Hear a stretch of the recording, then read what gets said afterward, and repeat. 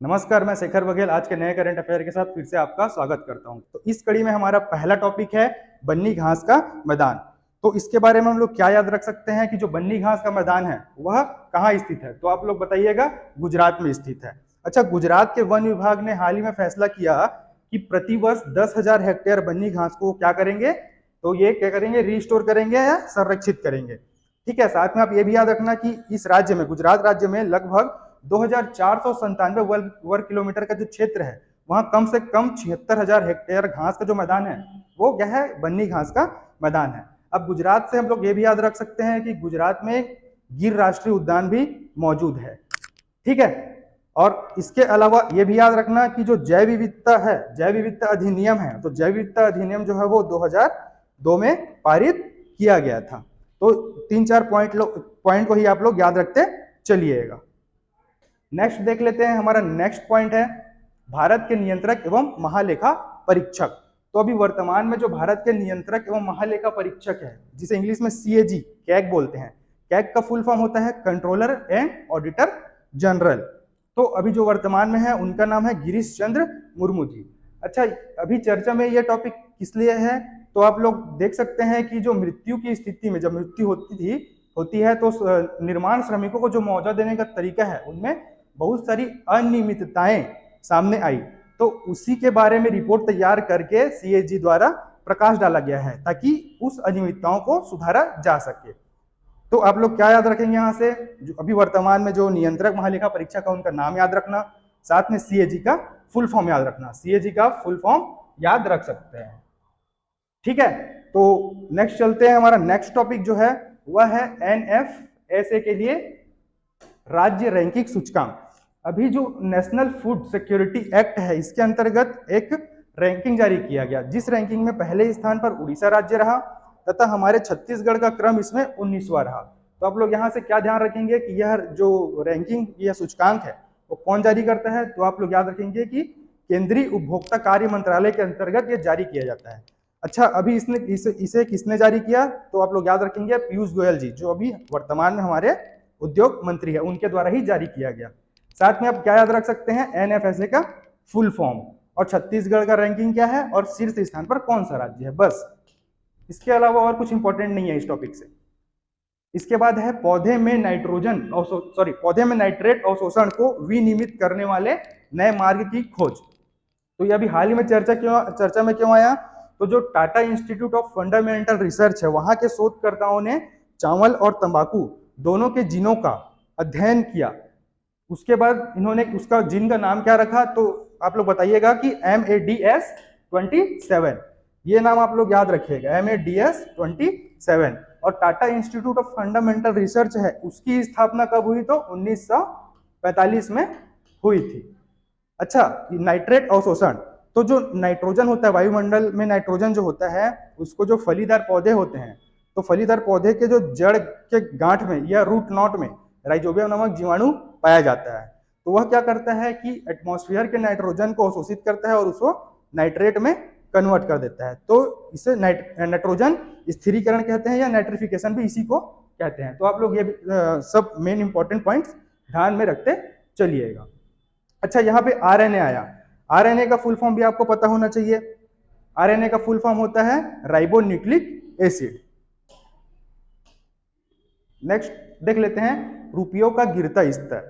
अच्छा, जो भारतीय रुपी है, इंडियन रुपी है, उसको अगर डॉलर से कंपेयर करें तो अभी हाल ही में जारी रिपोर्ट के अनुसार जो भारत का 79 रुपीस $1 के इक्वल हो गया है, जो कि अभी तक का सबसे अधिक रुपए का गिरा हुआ स्तर के रूप में प्रदर्शित हुआ है। तो इसीलिए यह अस्तित्व में आया। अच्छा, इसके क्या क्या कारण हो सकते हैं, तो इसके पीछे अभी जो हाल में रूस यूक्रेन युद्ध चल रहा है तो उसके कारण जो खाद्य तेलों की कम आपूर्ति हो रही है भारत को और कीमतों में लगातार वृद्धि हो रही है, ये भी इसका एक कारण है।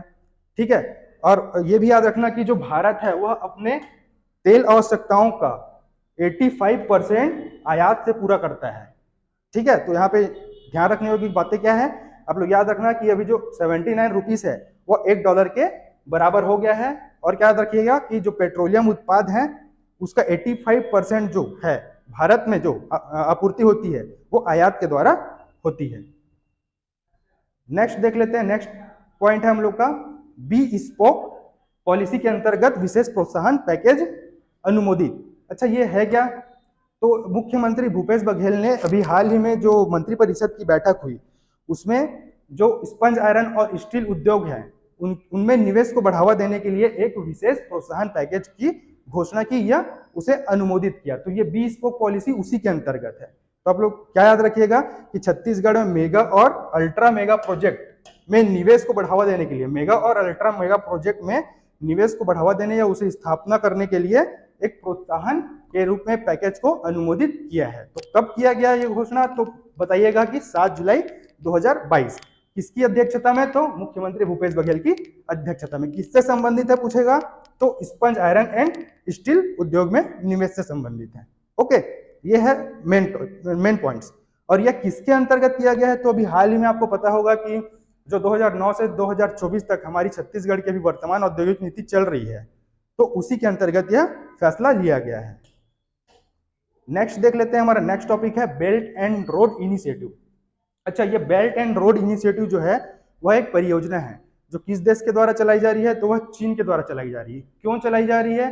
तो चीन अपने समुद्री और सड़क मार्गों को आसपास के कंट्रीज में या महाद्वीपों तक जोड़ने के लिए, ताकि उनका व्यापार आसानी से हो सके। तो इस उद्देश्य से जो बेल्ट एंड रोड इनिशिएटिव है वह चलाया जा रहा है। तो इसी को काउंटर करने के लिए अभी जो हाल ही में G7 समिट संपन्न हुआ था। अच्छा, ये G7 समिट अभी हाल ही में कहाँ संपन्न हुआ था?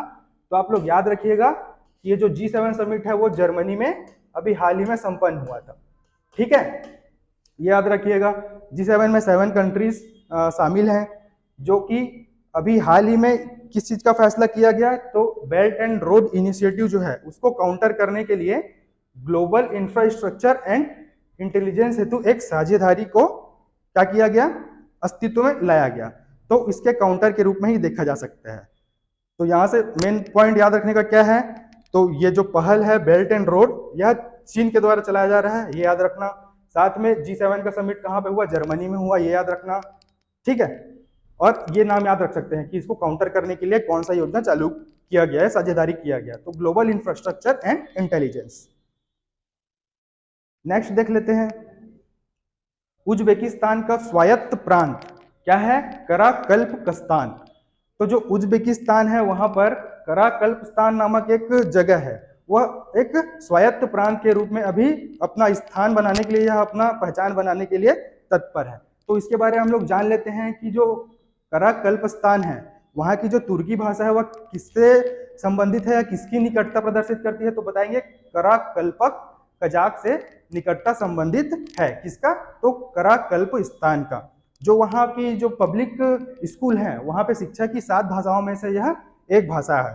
तो अपनी संस्कृति को एक महत्वपूर्ण पहचान देने के लिए ही जो है उज्बेकिस्तान का स्वायत्त प्रांत अस्तित्व में आ रहा है। क्या है? कराकल्पस्तान। तो आप लोग बस ये नाम याद रखिएगा, कराकल्पस्तान, ये इंपॉर्टेंट हो जाता है। ठीक,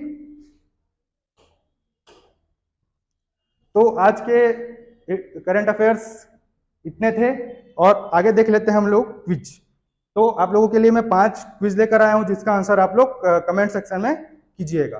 तो पहला है, हर साल 10,000 हेक्टेयर बन्नी घास के मैदान को किस राज्य सरकार के वन विभाग के द्वारा क्या किया जाएगा? रिस्टोर किया जाएगा। सेकंड है, वर्तमान में भारत के CAG कौन है? CAG मतलब नियंत्रक एवं महालेखा परीक्षक कौन है? थर्ड है, NFSA रैंकिंग में छत्तीसगढ़ को कौन सा स्थान प्राप्त हुआ? फोर्थ है, RNA का फुल फॉर्म क्या होता है? फिफ्थ है, बेल्ट एंड रोड पहल किस देश से संबंधित है? तो इसका आंसर आप लोग कमेंट में दीजिएगा। कल मिलते हैं नए करंट अफेयर के साथ, तब तक के लिए धन्यवाद, नमस्कार।